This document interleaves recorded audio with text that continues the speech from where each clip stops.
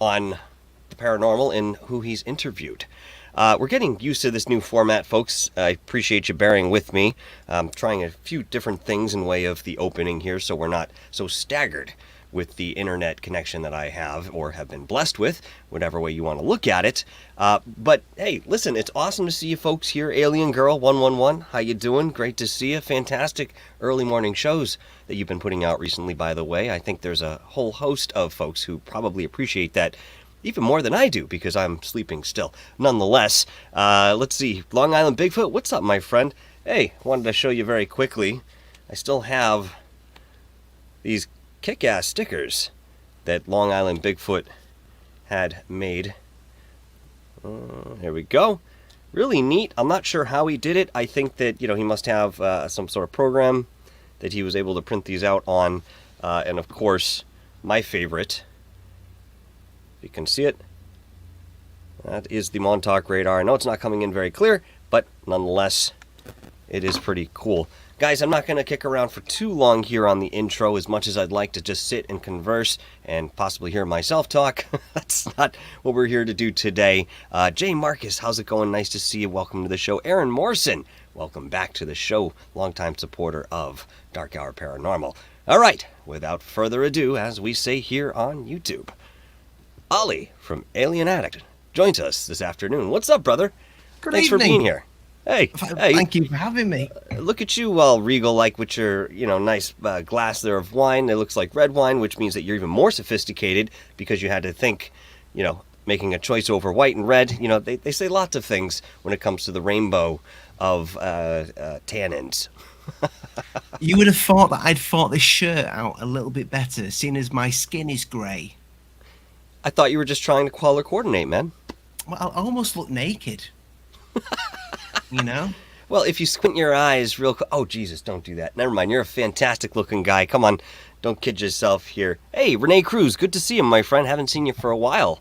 Wild Ascension, the mothership. Nice to see you, brother. Sister. I've been making that mistake a lot lately, guys, so if you are one of the folks that I have called of the opposite sex, don't get all woke on me and break me down. I do apologize. I am trying the best with these handles that we have and the avatars that you all provide.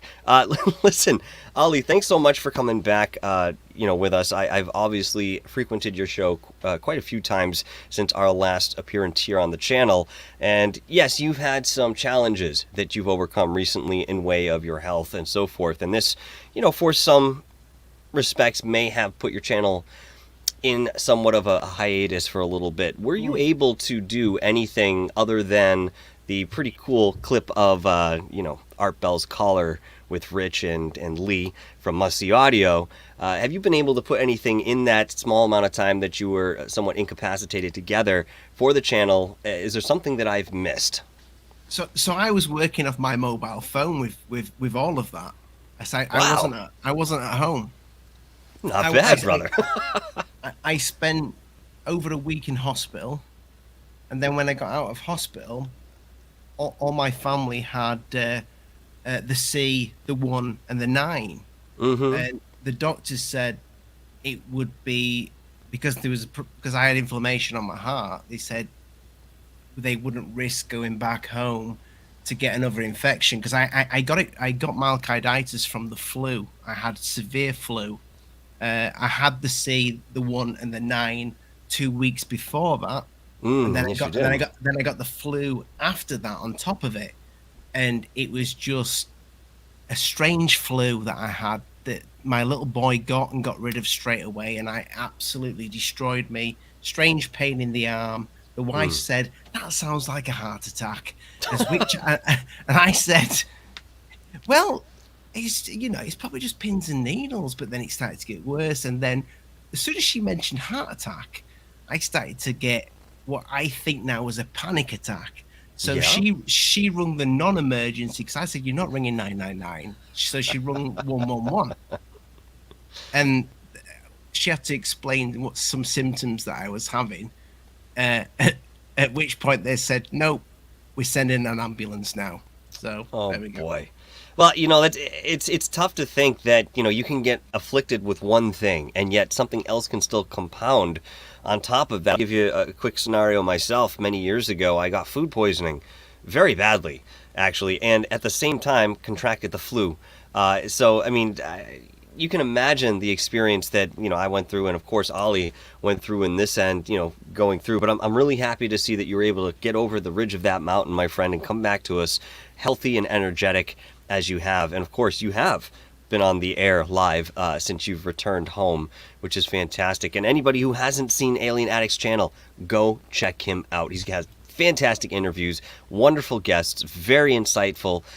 You will sit back and have so many questions of your own at the end. You might want to start your own podcast, because that's how thorough Alien Addict gets into his interviews. And, maybe he'll sit there and say, it's not that thorough. I guarantee you it's fantastic. Now, within all of these guests through the years that you've been interviewing here, at least on YouTube, I know you've had a host of ufology-based community that has come around. You've spoken to people about cryptids. You've really been that jack of all trades. But something that's always fascinated you, as well as myself, is this realm of the paranormal. Now, we've been doing a whole string of paranormal shows here on the channel recently. Certainly something that continues with depth. And of course, the questions arise from those depths that perhaps are more fresh than what we've already been going over. What's something that you've learned, either individually from a guest or collectively through interviewing a host of guests, that you didn't realize may have been a facet of the paranormal world, or something that really captivated you about somebody's experience? So why feel when I meet somebody? I know it's not necessarily meeting them in person. I mean, in some occasions, it is meeting somebody in person when they'll say, "I'll talk about the hobby, Alien Addict," and they will. Everybody's got a story, Everybody's seen a UFO, or everybody's seen a ghost, or what have you. But there seems to be a pattern to everybody's conversation. People see the shadow people see the orbs, people, or the dust, whatever you want to call it. People feel these strange feelings when there's something around them, and I've experienced that myself. So when there's all these people telling you the same story over and over again, is it just because it's been passed down through stories, through folklore, through film, what have you, and these people are all liars? Or do these people actually experience this? But there are some people that I do think want to experience it more than anything, and sometimes convince themselves that they've experienced it. Do you think that desire may actually draw an experience to them rather than something fabricated within themselves? Possibly, but maybe the wrong experience. Or maybe... In what way? Well, it could draw the complete something else that you shouldn't want to draw. Okay, so something less desirable than what they perhaps envisioned. Yeah, I do think...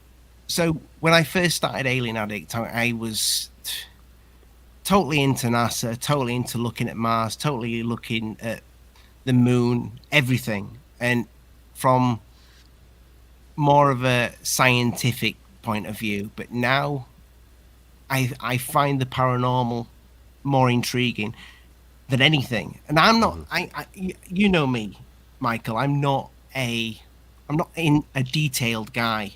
I don't speak in detailed terms at all. I'm a simple-minded guy, but I understand people's mannerisms.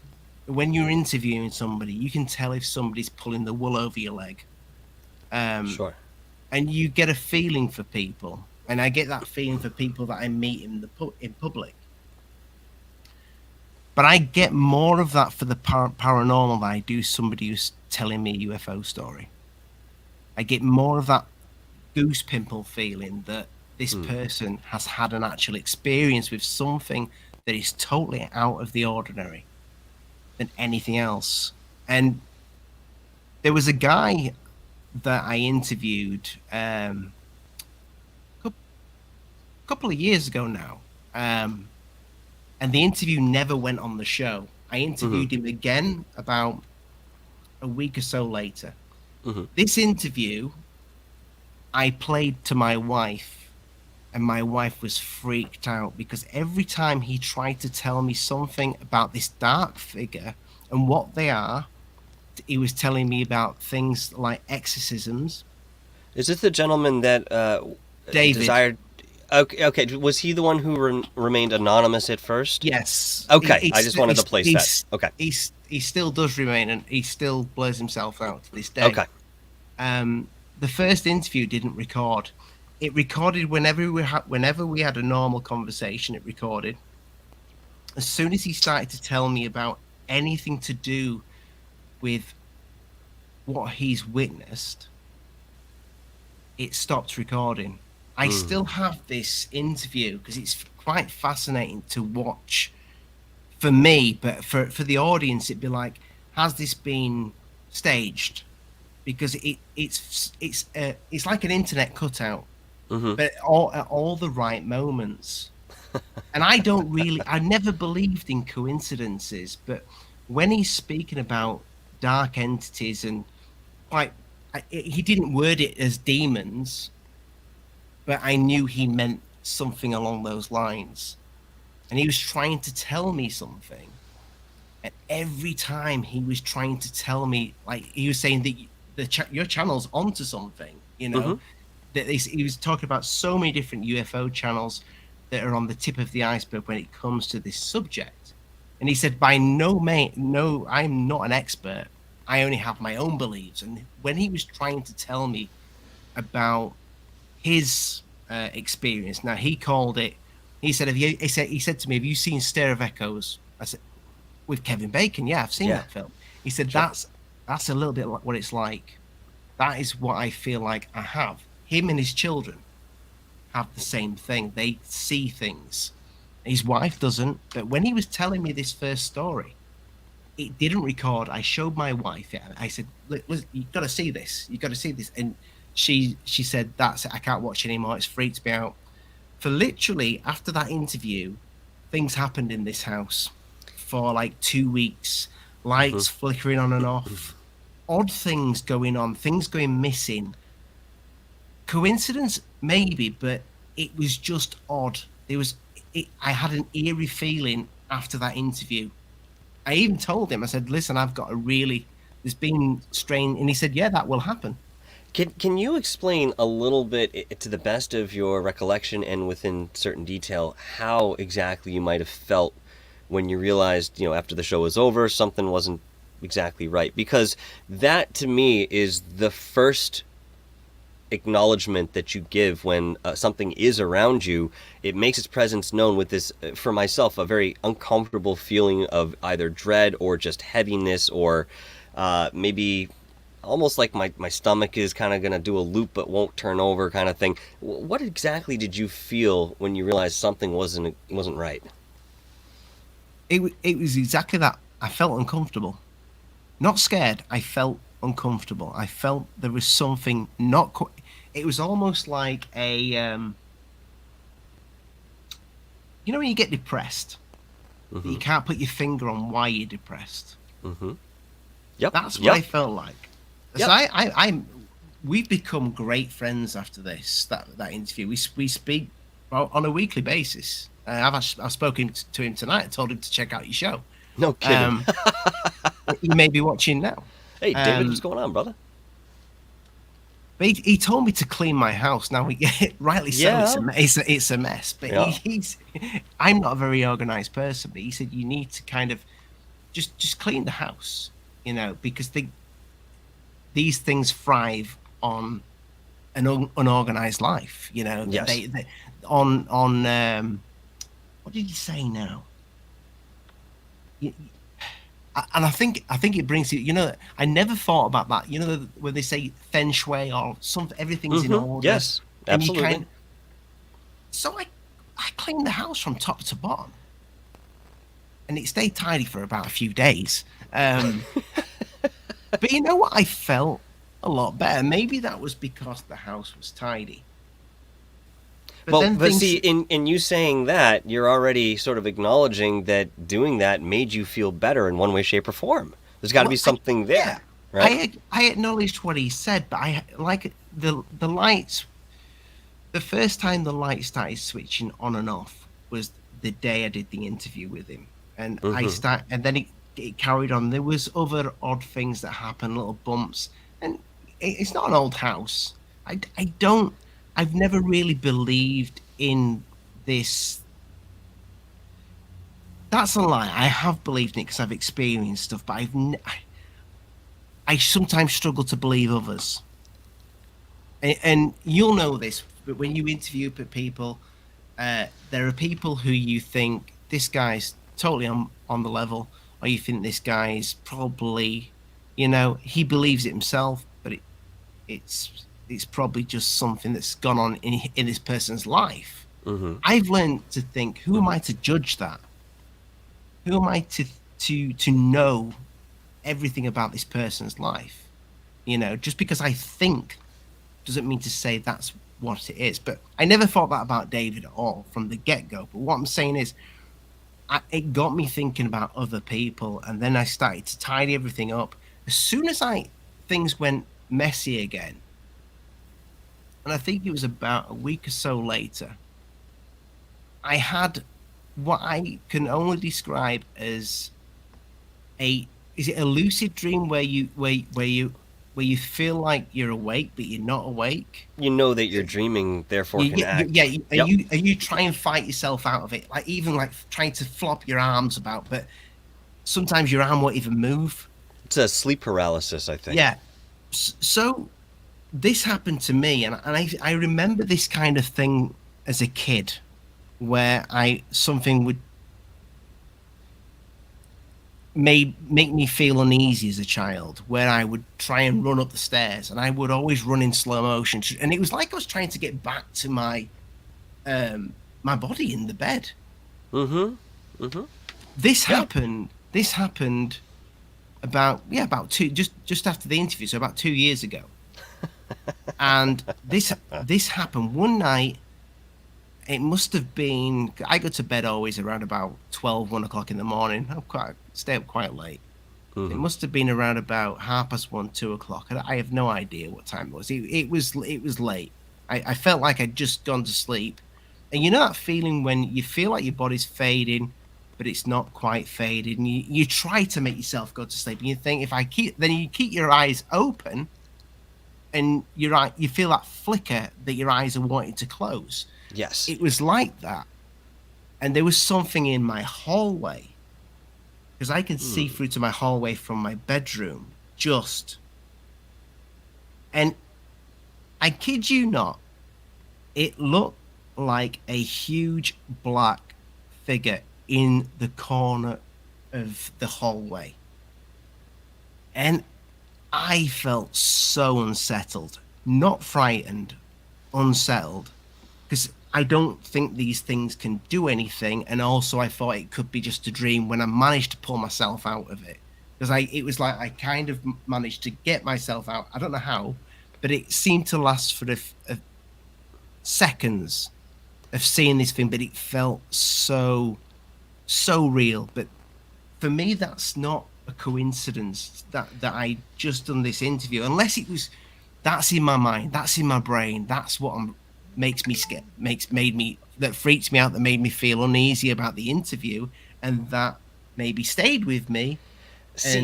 But then we're really giving a lot of credence to the awake mind here, in way of being able to imagine something into reality so very quickly that it's at least believable to the experiencer. I think that, this is an element. Well, I'm sorry, let me put it this way. I think this area of the field is something that we needed to grow into, in way of recollection of how to interpret this type of stimuli, because essentially that's what it is. Now, many times it feels like it's in the environment, which for all intents and purposes it could very well be, but I think the reason it's in the environment in most cases is that it's there in your energy some way. We've talked about this a handful of times, especially when it comes to shows like Ghost Adventures, wherein you see Zach Bagans doing an interview talking about an experience, and the next thing you know, a light falls behind him, or a plant gets knocked over off of its stilt. And, he's saying, well, these things do still happen to us. And I do believe, of course, even in my experiences that you folks have heard many times over, that there is certainly an element of attachment that comes when you at least just open the door. Now, many years ago, I started researching the Dybbuk box. I thought it was a fascinating idea, in way of power objects. I thought it was sort of anomalous because people held it in such high regard in way of importance as a portal into the spiritual world that was more definitive because of the intention set behind it with the physical objects. And I started watching YouTube videos just, kind of casually, because I know that, these kids that are grabbing these boxes off of eBay, number one, the boxes are probably all fake. There's probably no intention that goes behind it. They're making a quick buck. These guys are buying it. They're making their money on YouTube by doing a box revelation or opening of some sort. And, the rest is theatrics. I did come across one channel, and off the top of my mind, I can't remember what it was. If I can find that, which I know it's still up, I'll put it down in the description, guys, so you can check it out. This guy gets a Dybbuk box, and the thing looks gnarly as it is, right? So they did a real good job dressing this thing up. Comes with a little paper, warning him that this is not to be played with or toyed with. This is really just to add to your collection. So he runs a few experiments as he's running his meters over the boxes, and he's getting some responses in way of anomalies that, he can't necessarily explain right off the bat.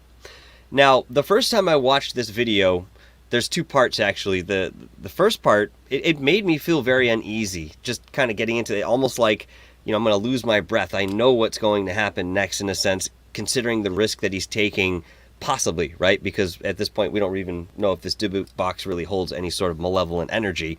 Although, as he's going forward in the video, he's seeing more signs that this may be the case.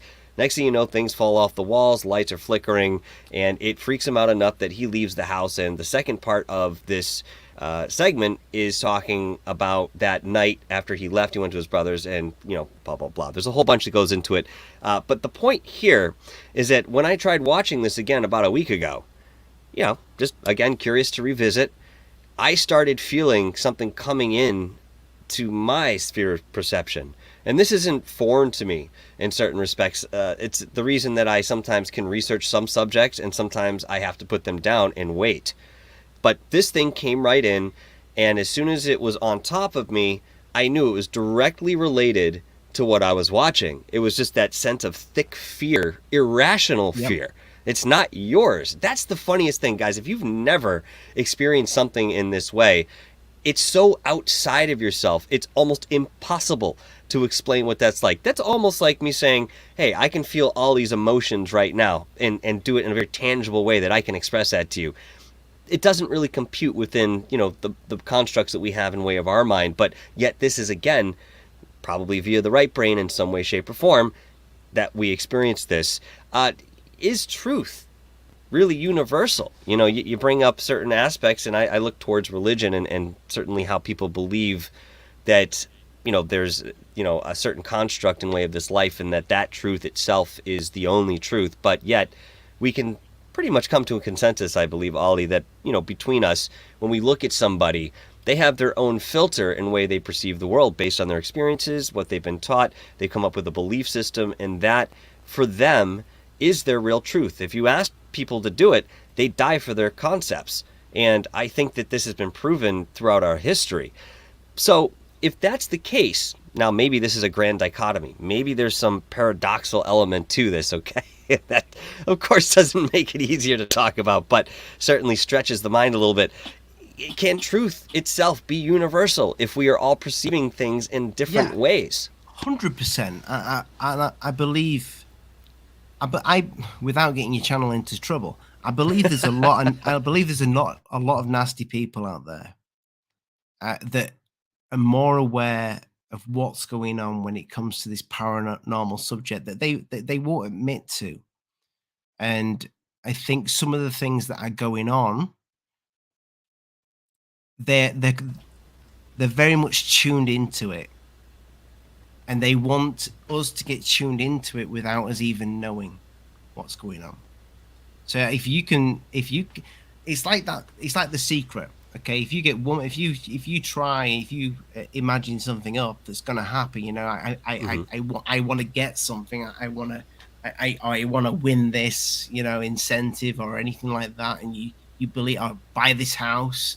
I need this amount of money to get my first, like to get a mortgage or whatever.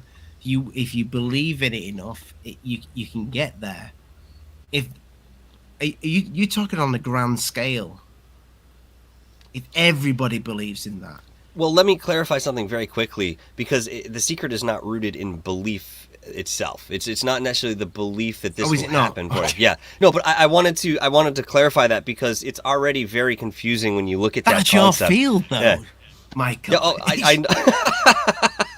but yeah, no, I'm sorry. I mean, I like that you brought that up. That's perfect. But just to clarify that, it's more in way of the envisioning and then how you feel about that. You may not even believe that it's going to happen, but if you continue to envision with that type of intention, it will.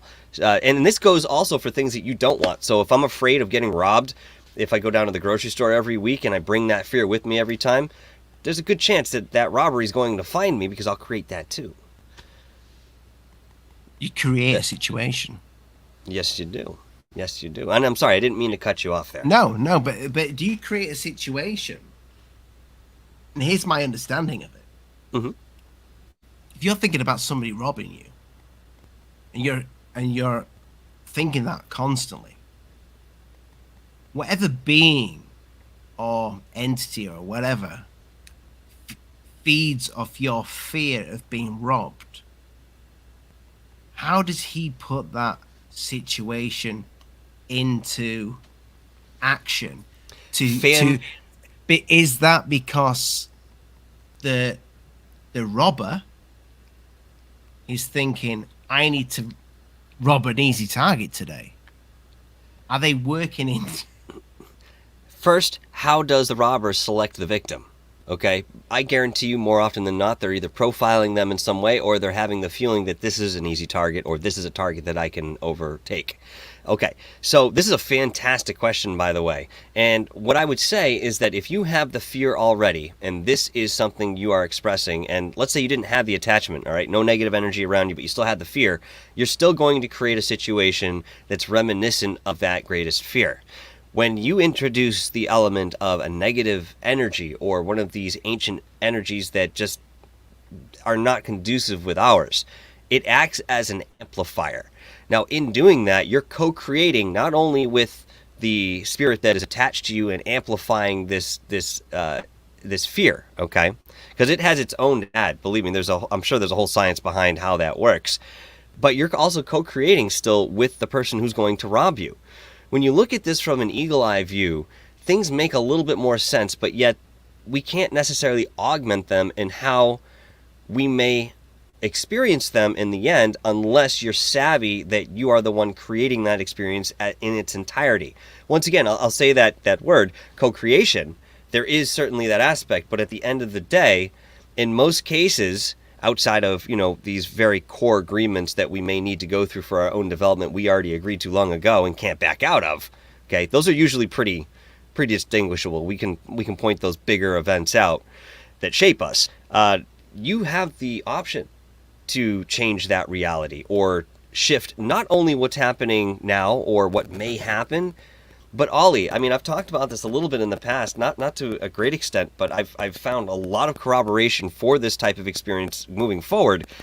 I used to sit in bed in high school, and I would send myself energy to an event that happened in the past, and I kid you not, brother, my remembrance of that experience, even though it may have been subtle, it shifted. And of course, at the time, I thought, well, maybe there's got to be psychology behind this. Maybe I'm choosing to mold this and remember it a certain way. We all understand that is certainly something that has been explored time and time over, even within this channel. Okay. But this was something different. I had examples, and if I were pressed a little bit, I could give them to you. But, sufficient to say here, that was something that was possible. Do you mean you thought of a situation in the past? Yeah. Yeah. Put yourself into that. So for example, a banquet. No, yeah, well, something that happens to you directly. So something that's you've already experienced yourself. Yes, it's not me acting that on the outcome of World War II or something like that. It's maybe me having an argument with a friend 6 months ago. Yeah. and this, and you've totally envisioned that, and then it's, are you saying then it's happened, or This is very difficult to describe on many levels, I know. And even you to mean this like day, an alternate reality? I think that I actually was able to slightly shift into another timeline wherein what I had envisioned after the fact as what I wanted to see happen at that time actually was what happened. And again, it's not like I could have avoided a conflict entirely, okay? Because you have somebody else who has a memory of this too, and maybe there is the ability to do that if we figure some things out.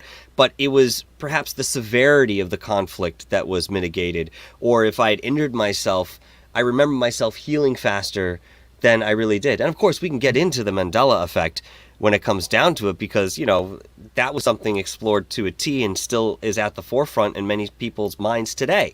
So Do you believe can we in do that? As the entire description of the theory, not the way that it's put down on paper. I think that there's a lot more in way of the element, and you have to look Have you more into the experienced timelines. it? I know it's your interview. Yes. It's Well- your show, but it's just a yes. show, isn't it? You've already done the interview with me, so I suppose it's just us talking. You've experienced the Mandela effect, because I have.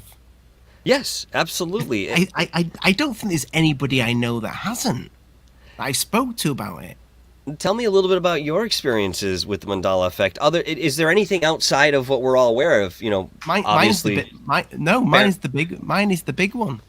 the Berenstain Bears. No, because I didn't know what that was. Oh, okay.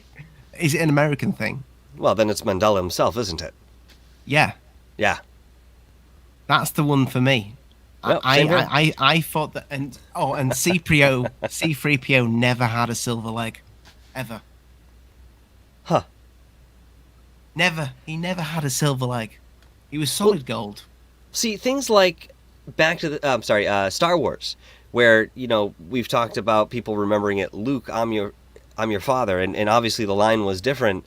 To me, that's maybe we did remember that one incorrectly. But if somebody died in prison, and we saw headlines, and we saw newscasts, and the Berenstain Bears was not spelled the way that it is today, okay, there was something else to it.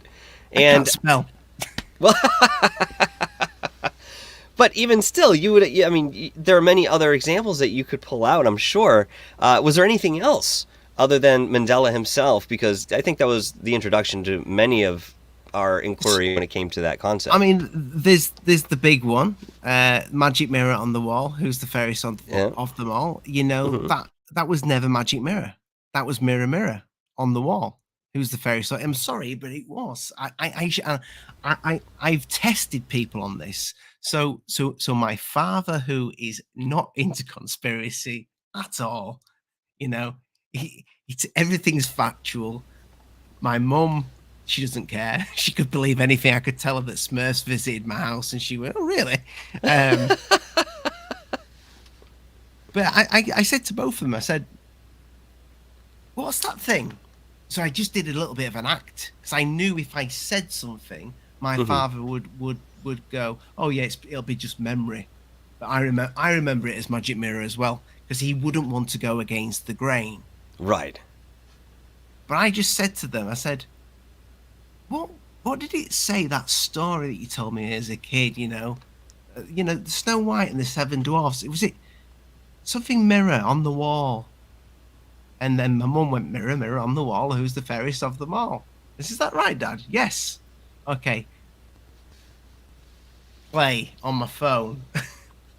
the classic Disney one. Magic mirror on the wall, who's the fairest of them all? Well, that's wrong, isn't it? Obviously. Well, no, because that's what it is. So they remembered it. They told me magic mirror on the wall. They told me mirror, mirror on the wall, should I say. My wife told me that. Everybody who asked that question, and I guarantee anybody who's in the chat, ask your friend that same question. Ask your partner that's probably on the phone now thinking, "Why are you watching this conspiracy rubbish?" ask them what it is, but trick them. Don't just ask them, trick them. Don't say as in, oh, was it this? Just say, just trying to think now. Mm-hmm. That cartoon, that book, Snow White and the Seven Dwarfs, something mirror on the wall. What was it? Yeah, be As elusive, yeah. I challenge anybody to ask anybody who doesn't know the real answer that has already looked into Mandela. What it is, and don't ask anybody who's 10 years old, because they'll tell you the real answer. Oh, Because that's the case. I mean, I have a question for you about this very quickly. Jackie O, thank you so much for the £5 super chat. Is that what it is, Ollie? Is that a pound? It is pound, isn't it? That's pounds. A little bit more than Thank $1, you. that, mate. I appreciate that very much, Jackie O. Thank you so much there. And my goodness. Well, look who's back. Hey, Mr. DB Cooper 77. What's up, my good man? Mr. DB. Hey, I am very, very appreciative of your $20 super chat, but I have to tell you, man, I'm really happy just to see you here, bro. I'm happy to see your face. Thank you so much for that support. Happy that you're not dead, mate. Yeah, to say the least, you know what I mean? We could say that for any one of us, to be honest with you, for various reasons. But hey, man, thank you so much for your longtime support of the channel. Mr. DB Cooper has been here for a hot minute, as the kids used to say, because kids don't say anything coherent today. Here's my question that I'd like to propose. What if there was a shift in timeline, and it was ever so subtle, that some of us remained in the original timeline and are still walking around remembering that, and yet there are others who are simultaneously existing in the second timeline, able to hold hands with the first timeline, but still have a different memory. What do you think about that concept? Quite possible. Quite possible. I tell you what is, I've gone down the rabbit hole with this because I'm positive it's not memory. I am not into conspiracy, but there's these, the UFO or paranormal channels that are like, oh, it's just bloody memory, These people are stupid. It's what I remember, and if you do the trick question, it's what pretty much everybody else remembers. That's at my sort of age, 40, 41. I know. Are you 41 or 40? I am, mate. I'm 41 now. Oh, Jesus Christ! I'm not too far behind you, pal. Christ. But here's the thing. Am I allowed to talk about CERN on you? Yeah. On YouTube. Yeah. Okay. Oh, I don't know about on YouTube, but on this channel, yes, you can. We'll deal with the aftermath. So, if you actually look up when all this Mandela stuff started, it started 4 months after they did the first test on the Hadron Collider. Yes. Who was the? God, I was talking to Rich about this recently. Who was the young man who was out on YouTube when he was maybe 13, 14 years old? He had the theory. I'll look it up in a second here. He had the theory of how we've actually switched into this other dimension via basically rooted in string theory. Very quickly, Mr. DB Cooper with a $5 super chat says, "Cheers, Alien Addict," and boom, out of left field, got a left hook on the right side. Here he comes back in, says, "Cheers, DHP," with another $5 super chat. Thank you so much, Mr. DB Cooper. Good God, thank you. Let me find out what this kid's name was real quick, because this was interesting.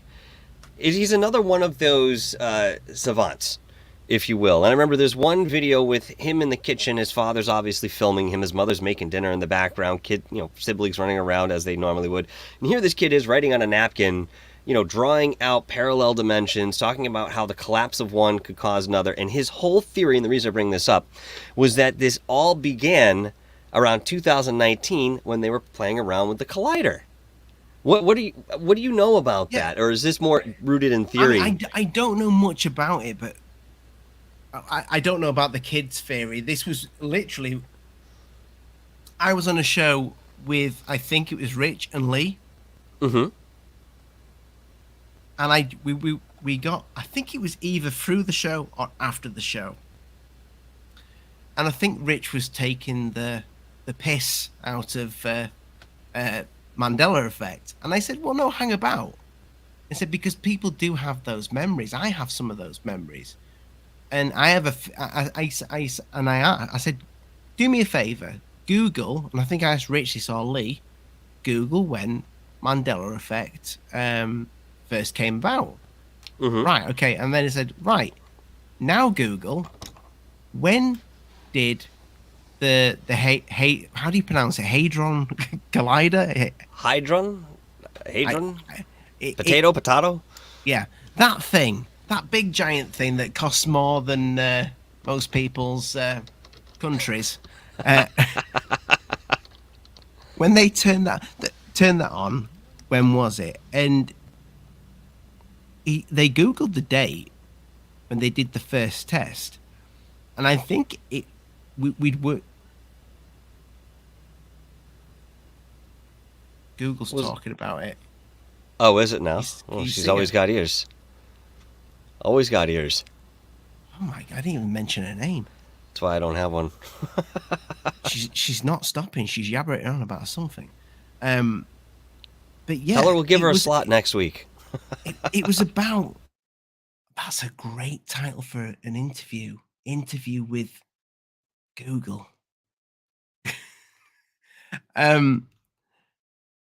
It was about 4 months after that people started to kind of report on it.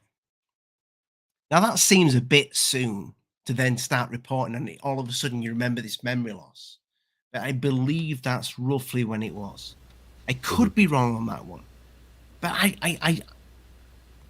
why? I mean, they're looking for what? Is it the dark matter? They're looking for the God particle. I mean, that says it all. The God particle. Simply put, yes. It's very strange. But then, I mean, have you seen the latest Cloverfield film? In space, I didn't see it. I didn't see it. They have the same thing in space, a giant space station that does this pretty much the same thing, and the Earth disappears, and they go to an alternate reality, and this one guy's gets sucked into the side of the ship, a bit like the story, the myth, maybe the fact, Philadelphia Project. The Philadelphia experiment. Yes. Yeah, okay. Yeah, sure. Yeah, a guy gets sucked into this. His arm goes into the side of the ship, but then in the alternate reality, there's this loose hand just moving, a bit like the what's he called? What was the hand called in Adult Thing? A bit like Thing. It's his hand, and it's almost like they put it right in front of our face, the truth, and they put it in science fiction. They've been doing this with books, I think, for ages. I mean, Kurt Vonnegut, as a very staunch example, was well ahead of his time. If you guys have seen Futurama, which I know you have, that is Kurt Vonnegut's work right there. Everything that's in there, right down to the suicide booths, are all derived from Kurt Vonnegut. But then you talk about 1984, Orson Welles. You talk about all these people who somehow saw a little bit ahead of their time. By the way, the kid I was talking about, his name is Max Laughlin. I don't know where he is today or what he's up to, but I do know that the last interview I saw, he was still very young, but introduced himself as a physicist, and I believe he actually has a job with one of these companies exploring these type of topics at length. Very ambitious for anybody, let alone somebody so young. But, you wonder what kind of impact those kind of people will bring. And Max actually created he invented a free energy device, some 3-4 years prior to coming out on YouTube and talking about his theories. So if you guys want to go and check out anything from that, just type it right into to YouTube at the very least, and you will find him talking about these theories. Now, one more thing I wanted to point out when it comes to people either feeling spirit or it's more psychosomatic, is the idea that if it is only psychosomatic, this obviously in many ways reflects what we say anyway, we are more powerful than we could ever imagine. And if that's the case, we know far less about ourselves than we could ever imagine. It's, I think, very interesting that we are still stuck on a certain stair within the staircase, looking up, saying, I don't know. I don't know if those are stairs that I can walk on, but we've already gotten halfway, from the bottom and been just fine. The point here, which it's nebulous metaphor here, the point is that we have so much in front of us in way of experiential evidence, whether it be your own or somebody else's, and yet we still can't sit on a solid conviction that this is maybe something outside of ourselves, or maybe because, make it more complicated, everything external is a reflection of the internal. This is happening within ourselves, and we're playing it out in a movie-like fashion in a third-dimensional reality. What do you think about that? Well, one, you've just got a super chat from my good friend Jennifer. Hey, Jennifer, thank you very much. And that's £5 as well. £5. What's Jennifer saying there? She says, the scariest thing, a new breakthrough in nuclear fusion in UK, a fusion reaction hotter than the sun. Yeah, that's true. That is true. They have been playing with that. I did read something recently. I just don't think you should mess with anything hotter than the sun on this planet. I don't know. If we can contain it within the right parameters, I don't see why the sky couldn't be the limit. It's just that I distrust people so much to actually have that type of power or know how to use it responsibly, even in empirical research. Thank you, Jennifer. The answer to your question, I think you just got another one popped up for $22. Gigi Abby Lynn. Hey, thank you so much for your 2222. I like the master numbers there. In fact, I want her sunglasses. She does look pretty awesome. I will have to say, man. Super slick movie style. The glasses look awesome. Yeah. We are doing a show tomorrow night with Jared Murphy on numerology, and the Pythagoras having basically the origin of that particular modality that we know, which is interesting. And not something I realized until I got a little bit deeper into numerology. But thank you so much, Gigi Abby Lynn, another longtime supporter of Dark Hour Paranormal, not only for your super chat, but your presence here tonight and your contributions in the chat. Thank you all. I do see you, and I'm just engaged into this conversation because Oli makes me think. When you're asking, the question was, and I know it's not your fight. Yeah, no. It's hard when the super chat's coming because it's fine. I feel that it kind of puts you off a little bit, but you've got to engage your supporters. I don't think that we are supposed to know how to engage with whatever or know what it is, because I never believed in that all-seeing eye or the big brother watching over us, but now I kind of do, more than ever now. And I think... You mean in a way of big brother? Or something spiritual? I both. Okay. Both. Okay.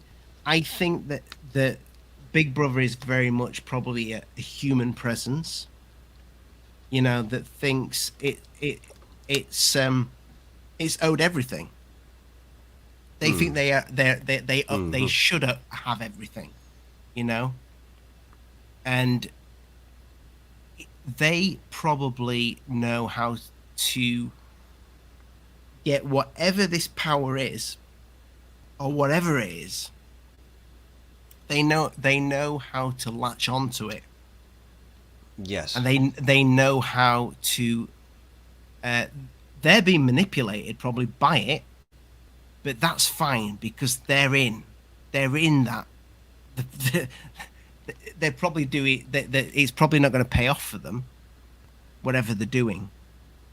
But there's a flip side of that power. I believe there's definitely a flip side of that power, and if we learn that, then that is how we really can make a difference in this world.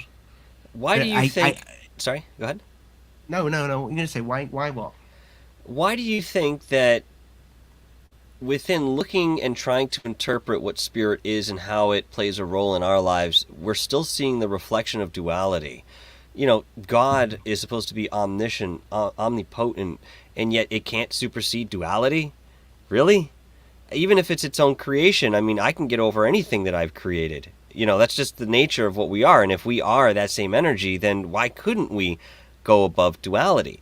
It's sort of scary to step outside of that parameter, I think, in many ways. But at the same time, if, when we pass on, we adjust to some sort of singularity rather than duality, and this is really the anomaly here to experience that. Why do we continue to think about the other side with that dualistic nature in mind? Because what if you're like them trees in Aspen, that are all one giant organism? What if you're God? What if Right. I'm God? What if we are all? People talk about the spirit, and this is just what the meat sack or whatever they say. Okay, Mm-hmm. but what if whatever the spirit is, the roots? What if I'm attached to you? What if it is just we are just one life form with many different thoughts? I believe that wholeheartedly. Actually, I think that is closer than to the truth than anything else we've really proposed. That there is no separation. So in theory, we're fighting almost like we're like a huge. If you think of it like that, then we are just one giant being with schizophrenia. Yes, there's the dichotomy, though. Therein lies the dichotomy. Therein lies the paradox. Therein lies every odd oppositional secret and mystery that you look at. But I mean, that's really the unique thing, and not that I have anything to compare it to substantially, but that's the unique thing I think about our reality, is that these things can exist in opposition and still somehow resonate in harmony. We can know that we're connected to the all. At least going into the woods, you feel a sense of serenity. So I mean, there's something in way of energy that connects there, right? There's something familiar, even if you don't know it right off the bat. And yet we walk around in this world of complete separation. You, me, that, this, right, left. Again, dualistic, but it blows my mind that we're able to exist this way. Yeah, completely. I mean, there's people that they have Barry, great show. Barry McKean, great show, guys. He says, thank you, Barry McKean, for your £5 super chat, brother. And welcome to the show. We're all selfish in our own way. I don't care what anybody said. I have met very giving people, but every person, no matter who you are, you can be selfish, Mm-hmm. And I think over time, I thought about this more than anything, that maybe it seems more feasible. So people call it the miracle of life, that we've got all these different creatures on Earth. You got the whales, you got the ants, you got the dolphins, the dogs, the cats. That's the only animals I know. The humans, okay? And each individual person has its own individual consciousness. It's its own individual thoughts. I mean, I don't know what an ant thinks, but if you think about it, it makes more logical sense for it to be one thing. For everything just to be one thing than just many things. For absolutely everything in the entire planet, maybe even the universe, to be just one thing. Well, that thing may have different cells, different lymph nodes, different different stems going everywhere that do a different job. But just because our body and everything, I mean, if you looked inside our body, when you see scientists look inside the brain, it looks alive. Mm-hmm. I'm wondering more and more if we are just one thing.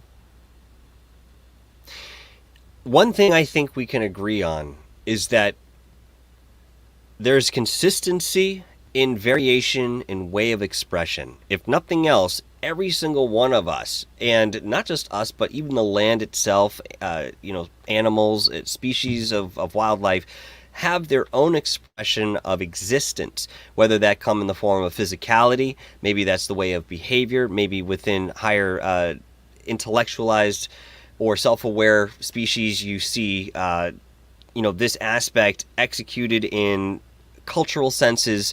There's always a different way to express. If you and I were young again and grew up in the houses next to each other. And we, knew that we had this conversation today.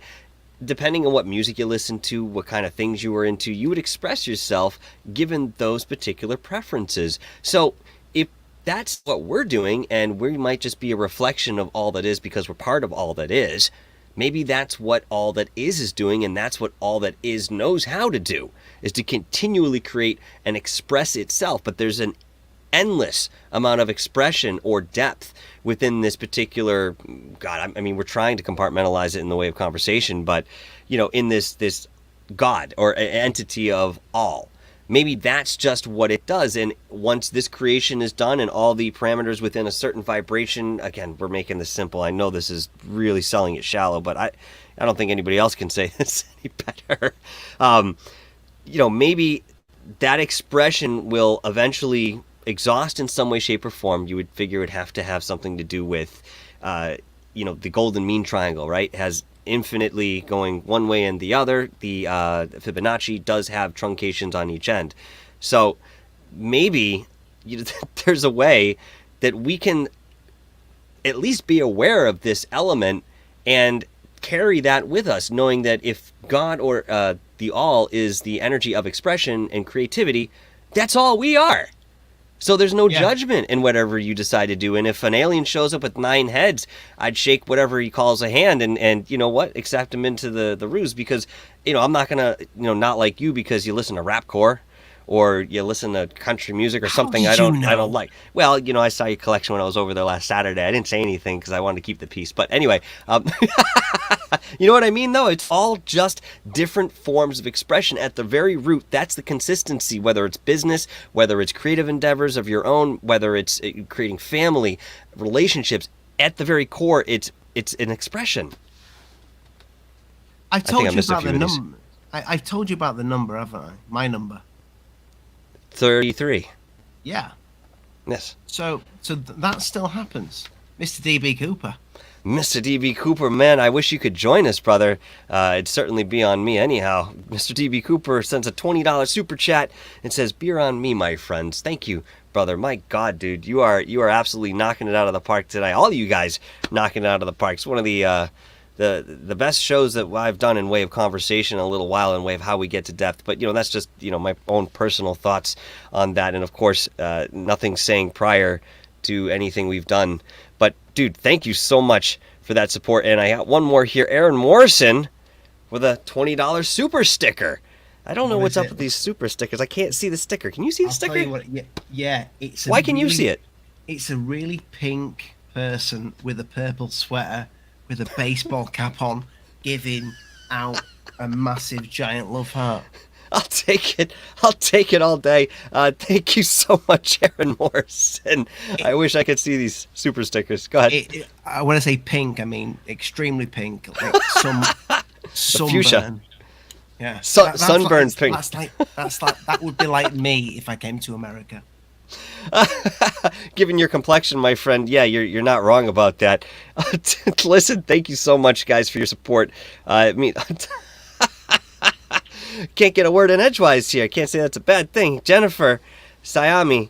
Siami? Am I saying that right? I hope I am. Maybe we are part of something. You best be saying it right for the super chats. Well, I'm doing my goddamn best. I'll tell you that much right now. She'll refund them.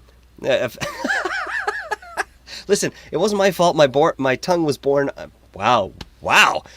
Not my fault. I was born with a tongue upside down. But you know what? It's better if you get the joke the right time. See, we're really losing it here. We're losing it. No, it's funny, mate. I only ever pronounce the first names usually of anybody that's on YouTube because I'm dyslexic. So, shit. At least you've got that in way of. It could go really wrong.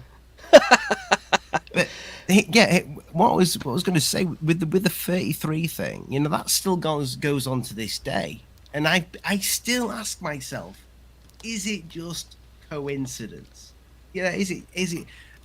The other night I was trying to get to sleep. You know when you get to bed and you think I'm up early in the morning, I need to go to sleep, and you try your best to go to sleep, and you toss your turn. And I thought, I'm just going to look at the time. because what time could it be? So I picked up the clock, and it was something like 2:33 or 1:30. I can't, anyway, it was something 33, 33. and and I just thought, you can't make that up. I've literally just picked my phone up to see what time it is, and I see this number constantly. But what I want to know is, what does it want? What's the point of it? That's kind of why I wanted to explore this on tomorrow's show with Jared, because I've also had many interactions and experiences where numbers are popping up. For me, it's 1111. In fact, Yeah. over the last few days, yep, my car was attacked by mice. Okay, and they chewed up the wiring, and the damn thing didn't work. But when I tried to turn the thing over and realized it wasn't working, I went into somewhat of a panic mode internally, because I need this damn thing. I got kids, I got, work. I've got a life like every single one of you. And, so you immediately start going into this mode. And I began, as I, continued taking the steps I needed to get this repaired and taken care of, going through my day. Again, this happened over a course of, I think, two and a half days here. Did you believe? I saw 1111 everywhere. Sorry, go ahead. No, just to say, did you leave? What is it you guys eat over there? Is it burritos? Did you leave a burrito in the car? No, it's wintertime over here. So what happens is that they seek refuge within the warm engine, and then they settle in there. Sometimes they make a nest, and you don't know until something goes on, unless you pop the hood and you happen to see them. But they tuck themselves in. I was actually very surprised, but the point here is that I was seeing 1111 either when I picked up my phone just to check something. It could have been the time itself. It could have been something arbitrary that I just happened to look up and I got 1111. And every time I was seeing this consistently with me, that means you are where you're supposed to be. So even though you're going through this challenge, number one, you're going to come out of it one way or another. So I guess you could say it will be okay. But number two, this is sort of like, hey, this is a tick mark, right? Yeah. We're just letting you know you're going to be fine, but you got to just go through the process. Here's the sign. So you're watching for those signs. Outside of that, I don't know how to interpret it in a universal sense where I can say 1111 means this for you, and you. You know what I mean? Yeah, no, I definitely know what you mean. I mean, did I tell you the story about my wife when I told her about me, the guy telling me about Jesus, the number 33? I do remember this story. Why don't you go through it, man, real quick? Because I think that this was pretty cool. It's been a while since we talked about this. So I interviewed I will say I called him a flat earther in the thumbnail, and he instantly emailed me after, said, "I can't believe you call me a flat earther. I'm a globe denier." So I had to change the title of the thumbnail to globe denier. But after the show, we were having a bit of a chit chat together. I mean, I kind of grilled him through the show a little bit. I said, "How do you explain meteorites and things like that?" But we got along really well. We're two human beings. We disagreed, on the shape of the planet that we lived on, but a lot of his views on life and what have you, I found very interesting. I actually said to him, I said, "How do you explain to me why I'm seeing a number?" This is, "What number are you seeing?" I said 33. He says, "You've probably seen the number 33 because Jesus died at the age of 33. I'm not religious at all. Any, before Alien Addict, I was probably an atheist." So I'm telling my wife this story. The next day, we are driving to a pub, and I said, "The guy that I interviewed last night, that doesn't believe in that our Earth is round?" She said, "Yeah." I said, "I told him about me seeing the number 33." And he said the age Jesus died at was, and as soon as I said that, the radio station said number 33. like for the person in the charts, and she shit herself. Pardon my French, but she did. She was so shocked. Sure. And before that, I told her about the 33 so many times, and it was like I was a broken record. She was like, "Oh, enough of it already. It's just a number." But when that happened, she now thinks it believes. She she now thinks it means something when I see this number. And if she sees it, she if it happens, she'll go, "Oh, look, it's number 33." And I say, "It doesn't work like that, Serena. You know, it's for me, not you." But that's wild that she got the chance to observe something that was for you in that way.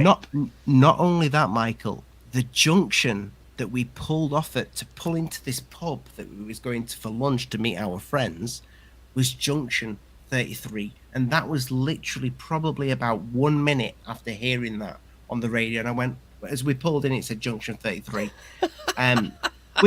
which if I'd have just seen that, I'd have been just like, oh, you know, it's just whatever. But for the radio station to do that, and I'm not kidding, it was exactly as I said the words. Jesus died at the age of number 33. That's what the radio station did. Well, without giving away too much in way of tomorrow's discussion, because yeah, there's a lot to talk about, but there's something very much centralized here. Think about it this way, okay? And again, I don't want to give too much away, but for the sake of conversation here, when you look at numbers, if everything is energy, numbers are simply just a representation of certain frequency bands. So at the very core, that's what we're dealing with here. We're still dealing with the frequency and the vibration. And if you're seeing the number 33 and those represent, frequency A and frequency B, let's say, and this is the band that you're sort of sitting in, it makes sense to me that your environment or your paradigm, the way that you perceive things in way of that vibration, would make itself known, and it would just be up to us to be able to see that and catch it, But what does it mean beyond that? What is the frequency? That I don't know. That is the $1 million question right there, right? How does it apply? Not in our lifetime, my friend. I won't stand behind that, though, because I've seen things in this lifetime I never thought would ever have been possible. And I'm not talking about the internet, guys. I'm talking about colonizing Mars. Even as a thought, okay? Yeah, we're prepping to do it. I'm talking about the legalization of cannabis. Never thought that prohibition would, end at any point in my life. These things, we're coming out of an era of rigidity. And we're starting to loosen up a little bit around the edges. We're not going to unravel completely. Not yet to reveal that energetic body underneath. That will come with time. But here, it's the integration of the physicality and the limitations and being able to pull in the knowledge and experience within the higher dimensions to experience them here within this frequency.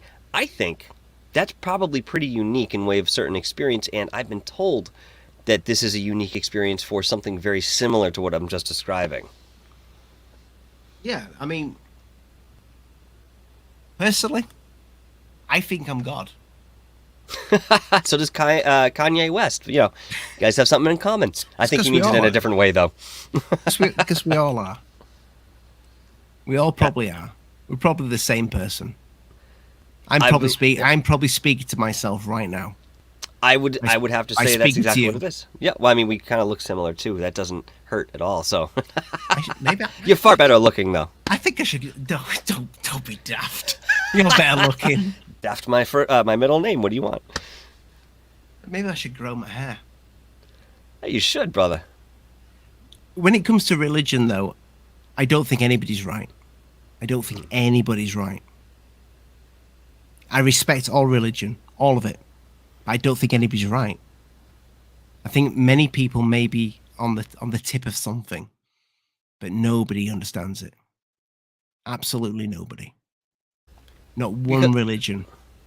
Because each one of those religions, they are comprehensive up to a certain point, whatever usually is reflected within the culture from whence it came. And beyond that, it's going to miss a whole other side of what really is part of the whole. Again, I think religion has little bits and pieces of truth, and these truths were probably built on ancient knowledge that, for all intents and purposes, as a collective, we have lost, but, perhaps the Vatican or, some of these other religious sites around the world still hold some of those secrets in way of our magical side and who we really are in an intuitive sense, rather than solely being always anchored here and restricted to the physical form. Oli, we're getting to the end of the show. I know we went over a little bit, but that's totally fine, man. I've been engrossed in this conversation It's from the very 11:11. get-go. Is it 11:11? How the hell do you like that, dude? Well, There you 1:11. go. I mean, close enough, because the master numbers are built off the numbers that come before. And tomorrow night, guys, at 11 p.m. Eastern Time, Jared Murphy and I will be going over that. To be quite honest with you, I don't know how much he knows about numerology, but I'm going to bring a lot to the table to discuss and, pour over in an intellectual sense. Alien Addict, Oli, we know we can find you on Alien Addict on YouTube. Where else can we find your fantastic work? And if there's any way that people can get in touch with you and like to do that, please express it and let us know. Well, you can email me, Alien Addict UK, because somebody else stole just Alien Addict. And if you are watching this, I will pay you good money for that. alienaddict@gmail.com. But it is alienaddictuk@gmail.com. And you can find me mainly on YouTube. That's the only. I do have a Twitter account that has like over 1,000 followers. I don't know why, because I don't do anything on there. And I've got a Facebook that I do nothing with. I've got an Instagram that I do nothing with. So mainly Twitter and YouTube. Just YouTube. Forget the Twitter. These days, YouTube.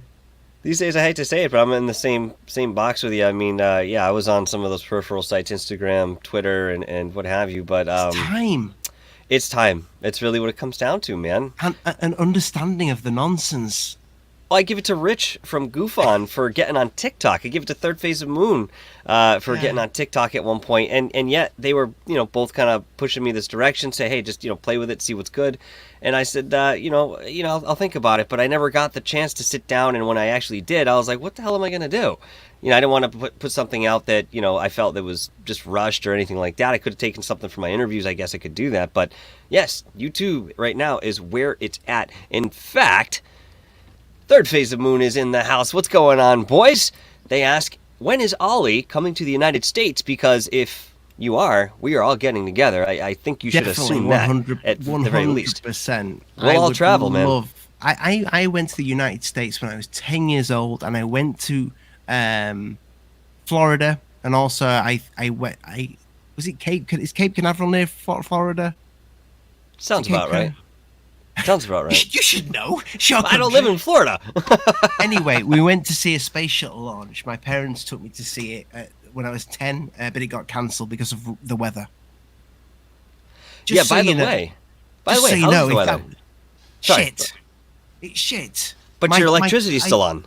I told you my car alarm went off because of the storm. Yeah. But yeah, if there was a space shuttle launch in England, we couldn't cancel it because of the weather, because the weather's turd all the time, Mm-hmm. I do. I certainly do that. we used to take off Concorde in thunderstorms.